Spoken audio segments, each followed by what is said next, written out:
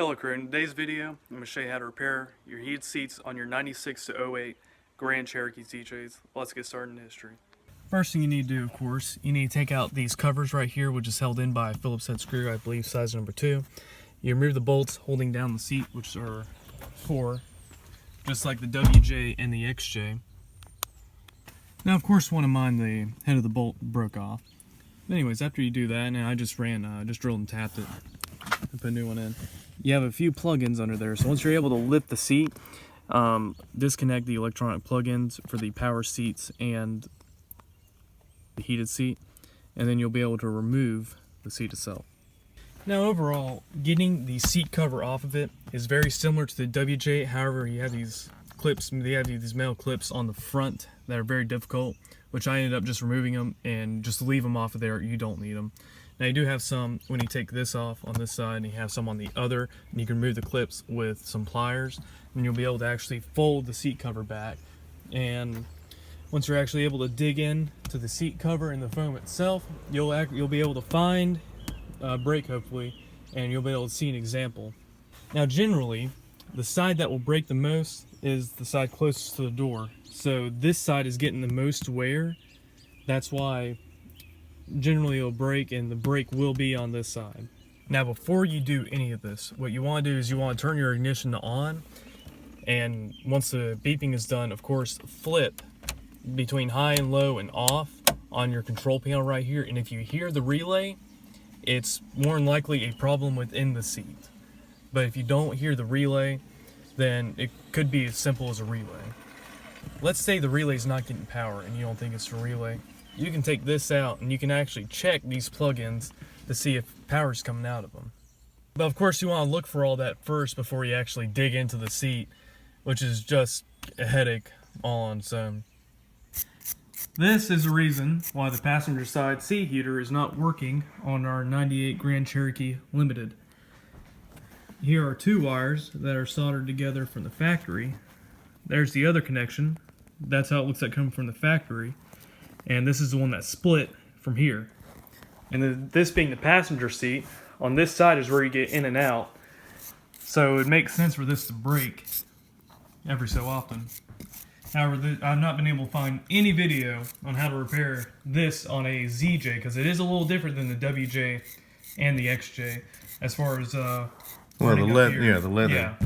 Limited leather seats got a little different padding and all that, so we had to take a pair of scissors and just cut this back, and we'll put some tape over it or something to hold it back in place. But that was we didn't have to go far, fortunately.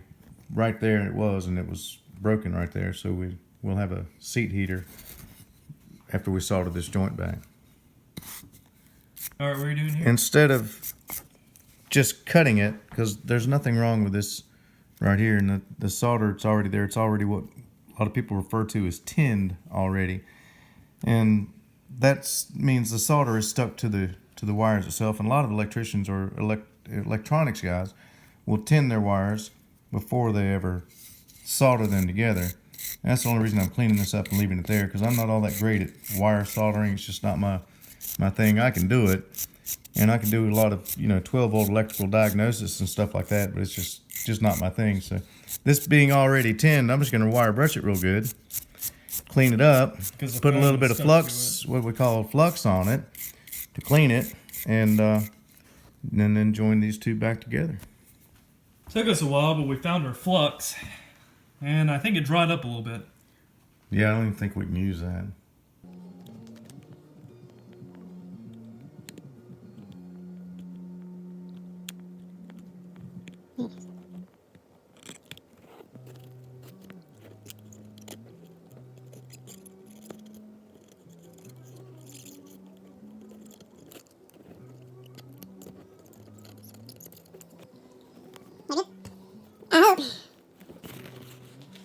Good.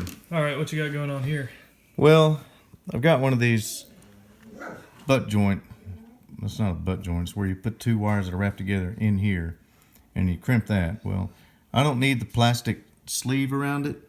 All I want is the metal crimp itself in this case, because it's not going to touch anything else. I mean, I could put some heat shrink on it, and we might.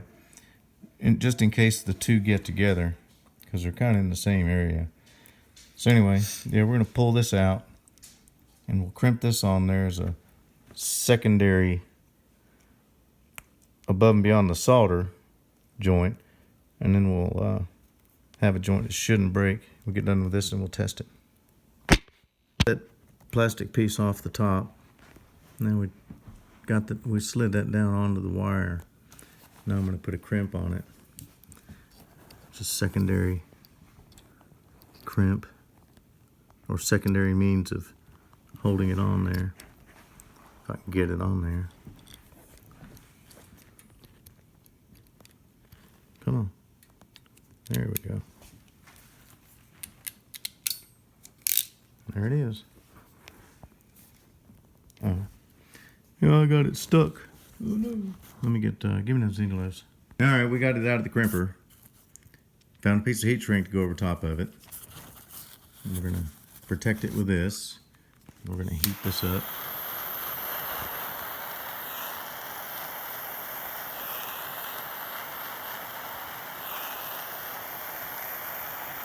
Phew, stinks. I like burnt nachos. Okay. Now we fixed the joint here. We're going to check for continuity with using the ohms scale on the meter, and we're going to find out if that fixed it. We should have something. 0.3. Other side's That's the same as the other side. So yep. And that you was need to it. check both sides, rather. Yeah, check both sides, because or if it's the other plug that's here. This is on the right at here. the center console, so evidently console it gets less. Gets less wear and pressure. Yeah, apparently. This one here is that's where it broke. It's right where the small wire comes into the big wire. And that should not break again. I hope it doesn't. Because of crimp, solder, and heat shrink. We soldered it first, then Yeah. crimped it, heat shrunk it, and there we are.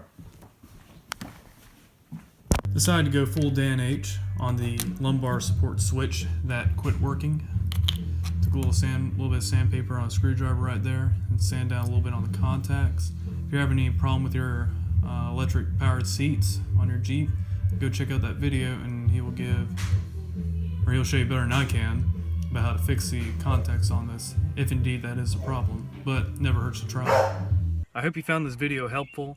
I know there's a lot of talk on the forums about it, but nobody has made a video for the ZJ. It's just a little bit different, not too much as I earlier said. If you found it helpful, please like and subscribe. We got many more videos coming about fixing little things here on the ZJ.